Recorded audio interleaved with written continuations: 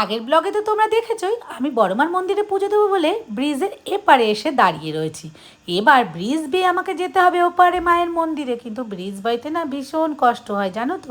কিন্তু মায়ের নামে আমার গায়ে যে কোথা থেকে শক্তি চলে আসে জানি না। তো যাই হোক, স্টেশন পার করে চলে যাচ্ছি। এই রোডটা দিয়ে যখন যাচ্ছি প্রায় দেখো ফাঁকা, ভোরবেলায় তো।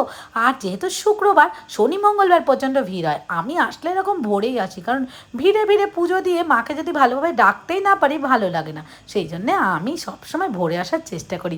মন্দিরের বাইরের দোকান থেকে ডালা মালা সব কিনে নিয়ে চলে গেলাম। লাইন খুব একটা বেশি দূর যায়নি দেখো, এরপরে বেলা বাড়লে লাইনটা বাড়বে। ভেতরে গিয়ে এখন নতুন সিস্টেম হয়েছে, এরকম ঘুরে ঘুরে ঢুকতে হচ্ছে, আর একটা করে ব্যাস ছাড়ছে, দড়ি দিয়ে রাখছে, বেশ ভালো, যার জন্য ঠেলাঠেলি গুতোগুতি হচ্ছে না। খুব সুন্দরভাবে নাম গোত্র দিয়ে পুজো দিয়ে বেরিয়ে আসলাম। এখন কোথায় যাচ্ছি জানো? এখন যাচ্ছি ব্রহ্মময়ী মায়ের মন্দির। বোন একবার নিয়ে গেছিলো, এই জন্য এখন থেকে না যখনই বড় মায়ের কাছে আসি তো আমি বড় মায়ের কাছে পুজো দিয়ে এই ব্রহ্মময়ী মায়ের মন্দিরেও আসি। এই মন্দিরটা নাকি মায়ের আসল মন্দির, মানে বড় মায়ের এখনকার মন্দির যেটা, তার আগে নাকি এখানেই পুজো হতো। আর মন্দিরটা এত সুন্দর জায়গায় দেখো, পুরো গঙ্গার পাড়ে, বেশ ভালো লাগছিলো। এখানে দাঁড়িয়ে একটু ছবি তুললাম, গঙ্গার সুন্দর হাওয়া উপভোগ করলাম। তারপরে এখান থেকে ভাবলাম যাই একটু ফেরিঘাটের দিকে গিয়ে ঘুরে আসি। চলে যাচ্ছি এখন ফেরিঘাটের দিকে। তোমাদের দাদাভাই যদি সাথে থাকতো বা অন্য কেউ থাকতো একটু ভালোই লাগতো। ভাবলাম ঠিক আছে, একা এসছি তাতে কী হয়েছে। এখানে দেখো যে পুজো দেয় না, যে এই ওড়নাগুলো দিয়ে, সেগুলো আবার মনস্কামনা জানিয়ে সব গঙ্গার পাড়ে বেঁধে রেখেছে।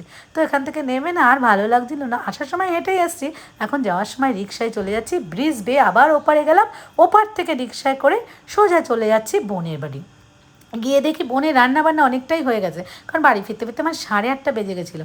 এসে দেখি নিয়ে আর বাবু স্নান টান করে রূপসা একটা ছাদে দোলনাটা নিয়েছে, সেটাই বসে দোল খাচ্ছে। আমি বলছি বাহ, তুমি বেশ দোলনা চড়ছো, ভালো, এক কাজ করো, এবার আমাদের বাড়িতেও এরকম একটা দোলনা লাগাও, তোমার যখন এত শখ। তারপরে উনি খেয়ে দিয়ে বিছানায় বেশ আয়েশ করে শুয়ে আছে। কেন বলো তো, মানে কাজকর্ম তো নেই। আর আমার কপালে দেখো সিঁদুর পড়েছে পুরো লেপ্টে একাকার। এই হচ্ছে মেসোমশাই, বোনের শ্বশুরমশাই। মেসোমশাইও সকালে ব্রেকফাস্ট করছে, আমিও নিচে নেমে এসেছি ব্রেকফাস্ট করবো বলে। এর মধ্যে বোনদের রান্নার মাসি চলে এসেছে, অনেক কিছু রান্নাবান্না হয়ে গেছে। আমাকে দেখো পঞ্চব্যঞ্জনে সাজিয়ে বোন ব্রেকফাস্ট করতে দিল। বাড়িতে তো একটা রুটি আর একটু তরকারি খাই। সকালবেলা বাড়িতে আমি এত কিছু তো খাই না, প্রশ্নই নেই। এক এক সময় তো প্রায় আমি দুপুরের খাবার একবারে খাই। দুপুরবেলা বোন চিকেন চিংড়ি অনেক কিছুই রেঁধেছিল, চিকেনটা অসাধারণ হয়েছে জানো তো। তারপর দুপুরে একটা ঘুম দিয়ে বাড়ির জন্য নিচে নামছি। নিচে যখন নামছি দেখি রূপসারানী সন্ধ্যের টিফিন করছে ম্যাগি দিয়ে। আমরা হয়ে গেল ঝটিকা সফরে ঘোরা আমাদের। ঝটিকা সফরই ভালো, ঝটিকা সফরই ভালো। হ্যাঁ হ্যাঁ, মেসোমশাই তো যাবে না, ওরা যাবে না, আমরা যাবো না বলিনি, কিন্তু যাবো না বলিনি। কবে যাওয়া খুব যাবো, গিয়ে থাকবো না। যাবো।